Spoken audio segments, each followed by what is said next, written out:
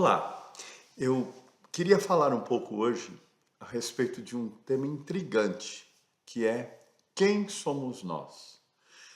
Na visão da psicologia analítica de Carl Gustav Jung, nós, do ponto de vista da consciência, ou seja, deste ego que é o gestor daquilo que é uma ínfima parte de nós, que é a consciência, ele é a representação de uma totalidade muito maior. O problema é que quando esse ego está desconectado dessa totalidade que nós chamamos de si mesmo, que muitas vezes Jung diz que tem a imagem de Deus em nós, a imago Dei, nós nos perdemos de nós mesmos e passamos a viver exclusivamente numa dimensão material, voltada só para o corpo, numa existência sem sentido e sem significado. Nesta visão, o manancial de potencialidade, de criatividade que existe no nosso inconsciente, ele é desprezado quando o indivíduo não está conectado com si mesmo, que é o arquétipo central. Estar conectado com si mesmo é servir a alma. E é aquilo que o Jung chama de processo de individuação. Então, quem somos nós? Nós, nessa visão, somos o resultado de duas coisas antagônicas. A primeira é um processo de evolução que começa com a primeira expressão de vida possível, que foi através de ensaio e erro, de aprimoramento, de evolução, de competição, de luta e até de acasos, evoluindo, se transformando, produzindo novas espécies, que é o que a gente chama de processo de especiação, até chegar nesta complexidade maravilhosa que é o ser humano, que é dotado de um cérebro reptiliano, que vem lá dos primeiros répteis, que foi acrescido numa forma de upgrade para um cérebro límbico, que está ligado aos animais de sangue quente, que tem emoções, que lida com as relações interpessoais, e, por fim, um cérebro neocortical que nos dá esta capacidade de abstrair, de simbolizar, de lidar com o passado, com o futuro, com o presente, misturar e fantasiar, ou seja, imaginar. E, na realidade, esta capacidade é que nos possibilita criar. Porque tudo que é criado um dia esteve no mundo das ideias. Então, por um lado, nós somos a história de uma evolução que está registrada neste inconsciente, que nós chamamos de inconsciente coletivo.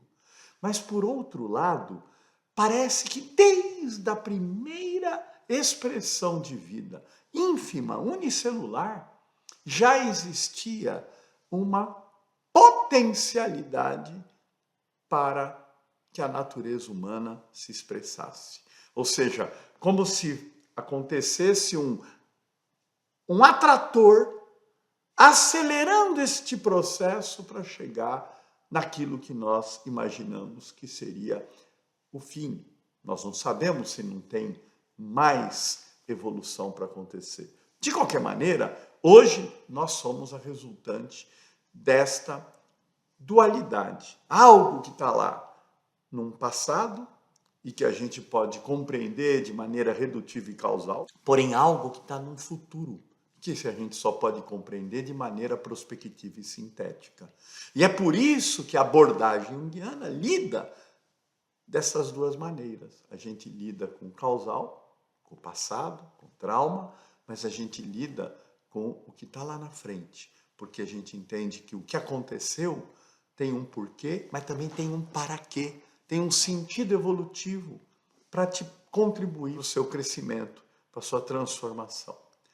E dentro deste grande campo de inconsciente coletivo, nós temos os instintos e os arquétipos que funcionam como instintos, são compulsórios. E arquétipos são padrões de representação temática que nós fomos acumulando ao longo de toda a evolução, de toda a história da vida senciente. Desta forma, Quando a gente diz temas como raiva, medo, angústia, ansiedade, ciúme, vingança, ódio, ressentimento, mágoa, tudo isso faz parte de padrões humanos arquetípicos. Quem não tem, não é humano. Todos nós temos estes padrões de representação, que produzem emoções e que, por sua vez, uma bioquímica correspondente a cada emoção. A emoção do ciúme tem uma bioquímica do ciúme e vicia as células ao ciúme. A bioquímica do medo, a mesma coisa, a bioquímica da raiva, da inveja e assim por diante. Então, a primeira coisa que nós temos que nos conscientizar é de que nós somos e temos tudo isso. A questão não é ter ou não ter, é o que fazer com isso. Até que ponto eu posso transformar um ciúme em saudável, ao invés de deixá-lo ficar na condição de patológico, doentio e destrutivo? Até que ponto eu posso utilizar a inveja como um instrumento saudável, evolutivo e propulsor, ao invés de alguma coisa destrutiva, patológica, né, e doentia? Então, é neste sentido que é importante o autoconhecimento. É reconhecer que este homem mais grotesco, mais primitivo, mais absolutamente ogro, está dentro de nós. Mas, ao mesmo tempo, aquele indivíduo absolutamente transcendental, espirituado, próximo daquilo que nós chamamos de iluminação, também está dentro de nós. Nós somos esta tensão entre este mundo biológico e este mundo espiritual. E temos que atravessar por essas questões. Então é óbvio que se eu reconheço a inveja, eu percebo que eu desejo o desejo do outro.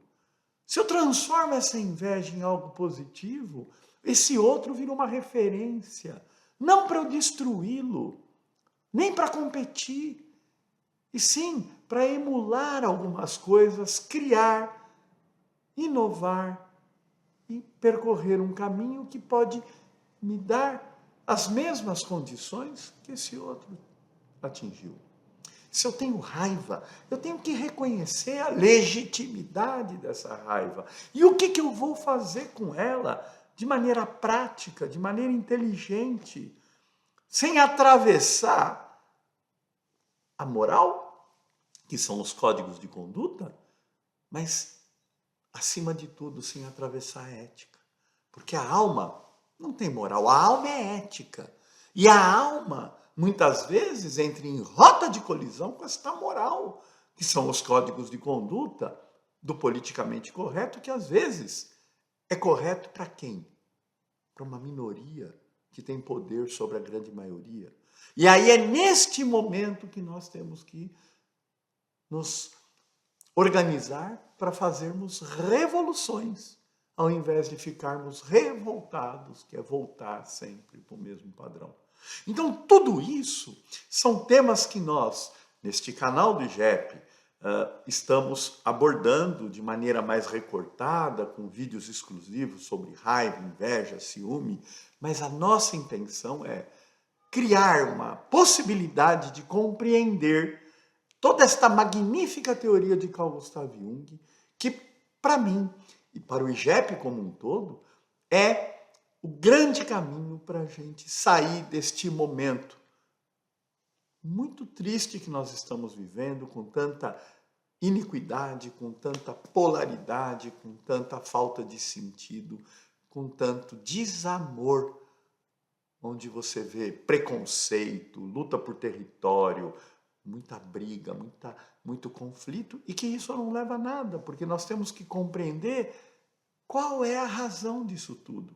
Um indivíduo que não tem a consciência da sua própria consciência e não tem uma percepção do porquê, do para quê e das consequências, ele age ao vento das emoções E aí sim, ele é tomado pelo complexo do ódio, da raiva, da inveja, do medo, do ciúme, da vingança, e aí ele se destrói e destrói o seu entorno relacional. Então, saber que nós somos simultaneamente o resultado de uma evolução e, ao mesmo tempo, uma meta a ser atingida, que também nos leva à evolução, deixa claro que tudo faz com que nós possamos transcender. Porém, infelizmente, do jeito que as coisas estão indo, corremos o risco de destruir Gaia, o nosso grande planeta, e, consequentemente, a nós mesmos. Por isso que, neste momento, mais do que nunca, é imperativo investir neste autoconhecimento, mas não neste conhecimento para você conquistar mais poder, mais vaidade, mais prestígio, mais riqueza, e sim para você conquistar a alma e servir a alma. Espero ter contribuído. Mais uma vez eu peço para ajudar a divulgar o nosso canal, entrar em contato com as nossas produções, com os nossos congressos junguianos. Este ano de 2022 temos o congresso sobre complexos culturais, a sombra coletiva na arte, religião e ciência, que está magnífico, que vai acontecer 2, 6, 7 e 8 de junho. Ok? Muito obrigado, até uma próxima.